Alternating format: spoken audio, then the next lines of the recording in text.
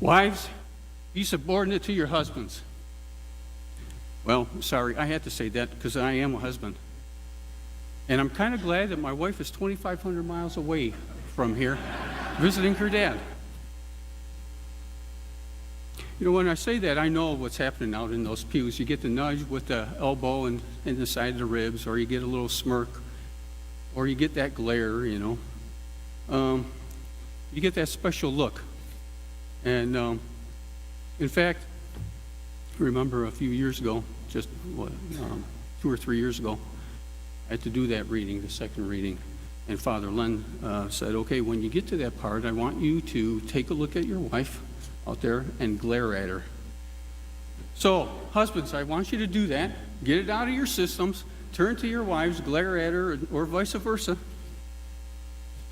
Because after this, I'm hoping that that'll all change.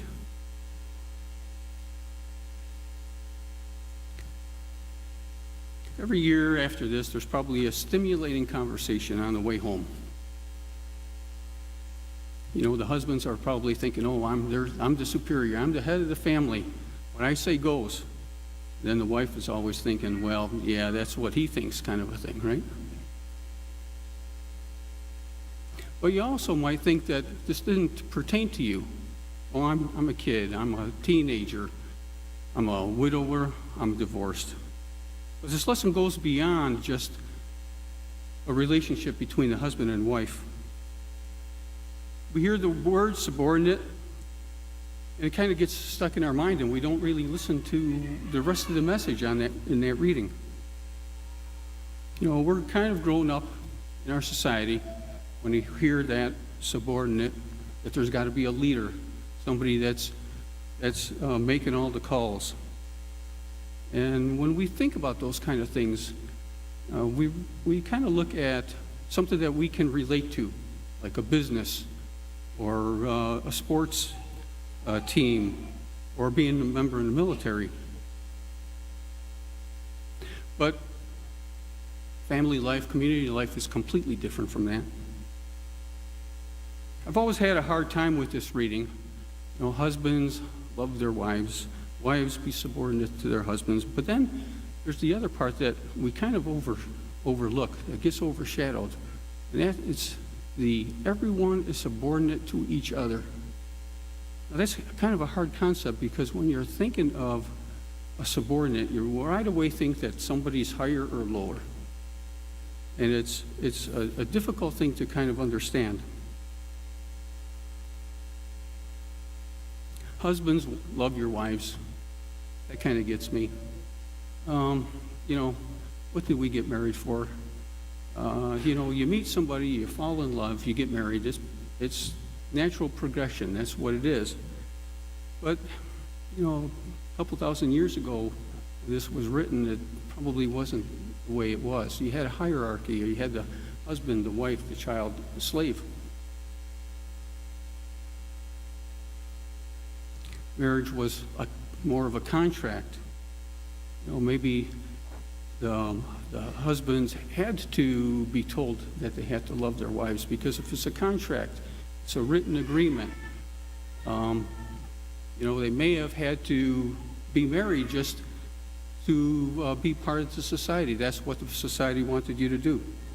It was a social obligation or a requirement to be to have a good standing in the community.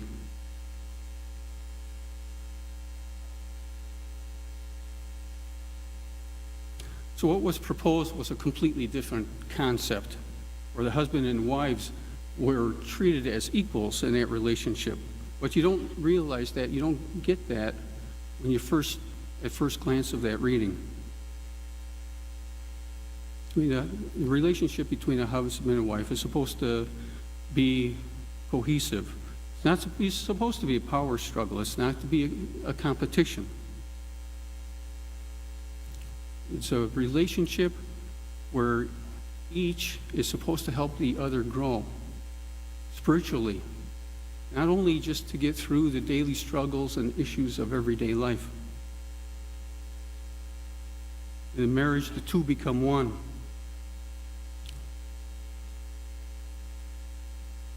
So in a case like that, if the two become one, How can you not want the best for both of you? To be a subordinate doesn't mean to be subservient. It means to put someone else ahead of you, ahead of yourself, in order to put somebody else's needs in front of your own. To think of that other person more than yourself. To surrender yourself to that someone, so that between the both of you, it could be a better situation.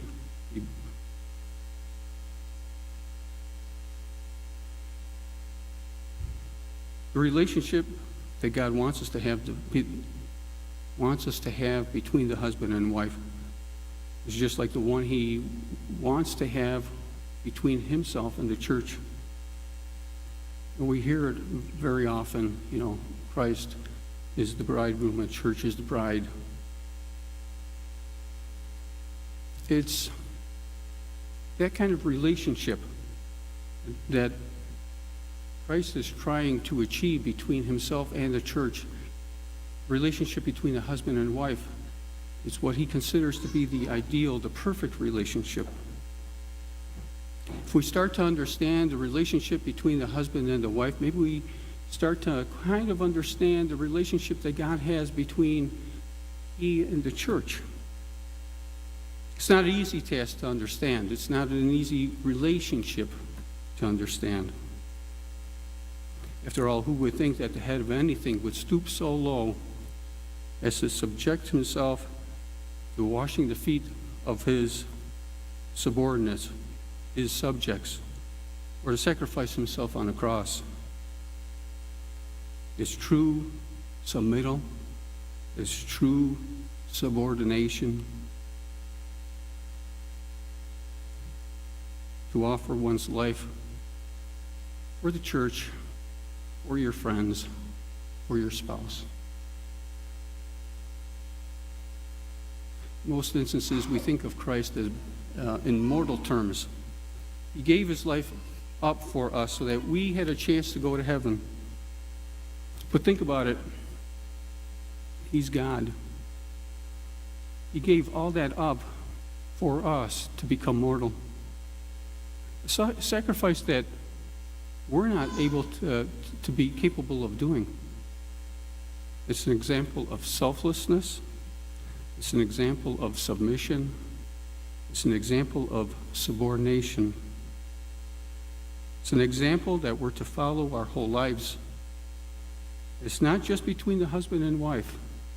It's between you, me, and everyone we meet.